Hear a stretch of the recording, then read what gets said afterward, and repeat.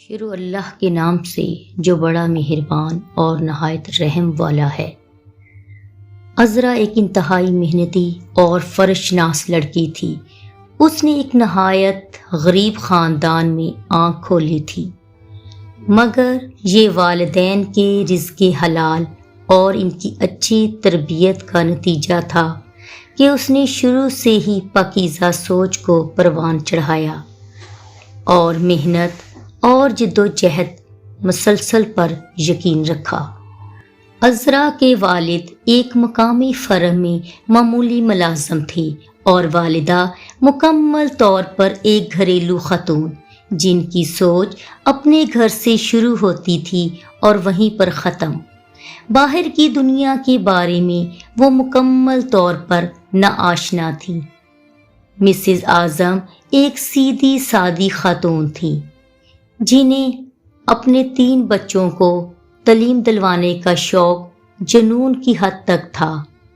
یہی وجہ تھی کہ نامساعد حالات کے باوجود بھی اعظم صاحب نے اپنے بچوں کو حسب توفیق سکولوں اور کالجوں میں پڑھایا۔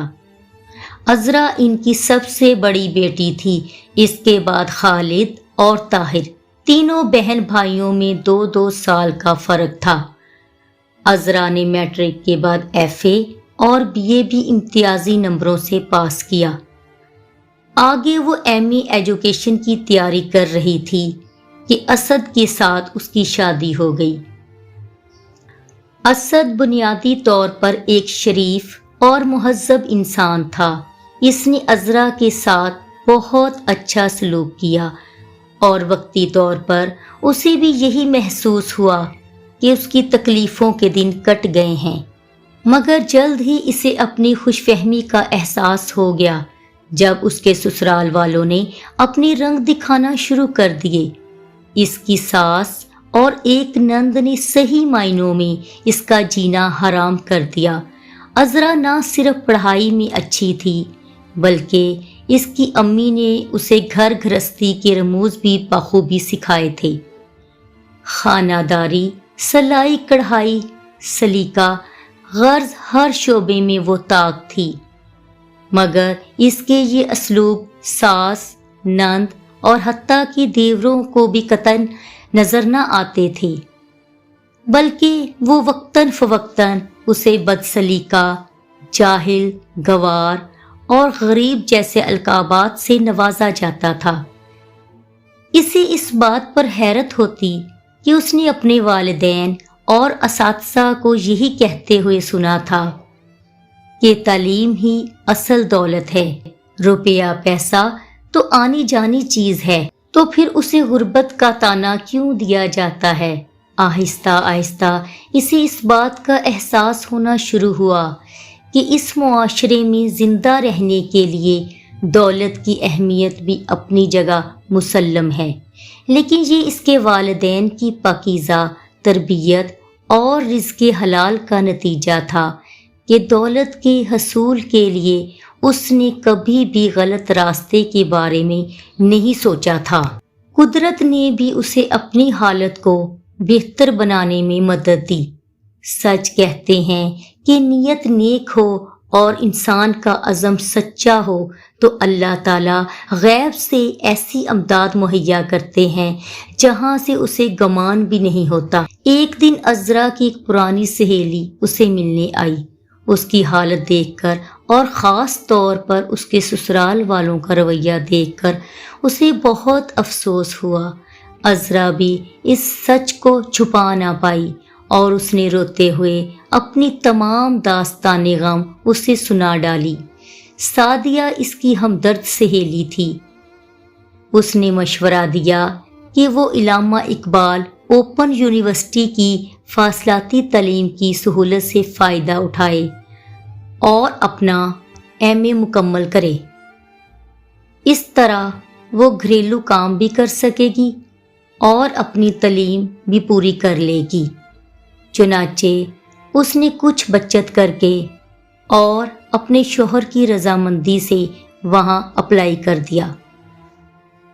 جب ساس کو پتہ چلا تو اس نے آسمان سر پہ اٹھا لیا کہ اب گھر کا کام کون کرے گا، گھر کی ذمہ داری کون اٹھائے گا۔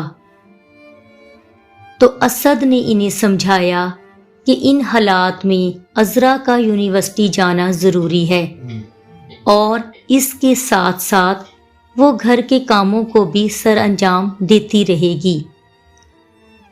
عذرا سلائی کڑھائی میں تو ماہر تھی، اللہ نے اس کی ایک اور طریقے سے بھی مدد فرمائی۔ وہ کچھ اس طرح کہ اس کے گھر کے قریب ہی ایک بوتیک شروع ہوا، اور اس کی مالکن کو کپڑوں کی سلائی کرنے والی کچھ ماہر خواتین کی ضرورت تھی۔ عذرا کو جب پتہ چلا تو اس نے خاتون سے بات کر کے کام کا آرڈر لے لیا۔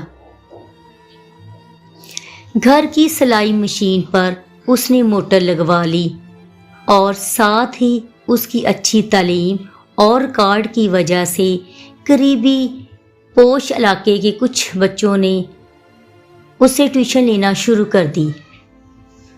اس نے انہیں اتنے اچھے طریقے سے پڑھایا کہ وہ اس کے گرویدہ ہو گئے۔ جب اس کی ساس اور دیوروں نے دیکھا کہ وہ گھریلو کام کرنے کے ساتھ پیسے بھی کما رہی ہے تو انہوں نے سختی میں کچھ کمی کر دی۔ وہ لالچی لوگ تھے۔ اسد کے علاوہ دونوں دیور پڑھائی میں بالکل پیدل تھے۔ عذرا نے ان کو پڑھانے کی بہت کوشش کی، مگر وہ بگڑ چکے تھے۔ اسی طرح اس کی نند بھی میٹرک کر کے گھر میں فارغ بیٹھی تھی، اور اسے سارا دن تیار ہو کر ٹی وی دیکھنے کے علاوہ اور بھابھی کی شکایتیں لگانے کے علاوہ کوئی کام نہ ہوتا تھا۔ عذرا کی ماں جب یہ ساری صورتحال دیکھتی تو اسے بہت رنج ہوتا، مگر پھر اسد کی شرافت اور اس کے حسن سلوک کو دیکھتے ہوئے اسے کسی حد تک صبر آ جاتا، اور وہ اپنی بیٹی کے اچھے نصیبوں کی دعائیں کرتی ہوئی چلی جاتی۔ شادی کو 2 سال گزر گئے۔ عذرا کی گود ابھی تک خالی تھی، اور اس کی ساس کے چلائے ہوئے نشتروں میں اس کے بانجھ ہونے کے تانوں میں اضافہ بھی ہو چکا تھا۔ اسی دوران اس کا ایم اے بہت اچھے نمبروں سے پاس ہو گیا تھا، اور اس نے اسپیشلائزیشن کے لیے آگے اپلائی کر دیا۔ اسد کی بھی پروموشن ہو گئی۔ سلائی اور ٹیوشن کا کام بہت بڑھ گیا تھا، مگر عذرا کو جیسے اللہ نے آہنی حوصلہ دیا تھا، وہ چپ چاپ اپنے سسرال والوں کے مظالم برداشت کرتی اور اپنی ساری کمائی ان کے حوالے کر دیتی۔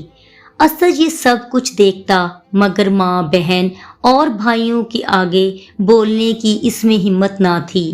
گھر کا بوجھ کم کرنے کے لیے اس نے بھی شام کو ایک فیکٹری میں جانا شروع کر دیا تھا۔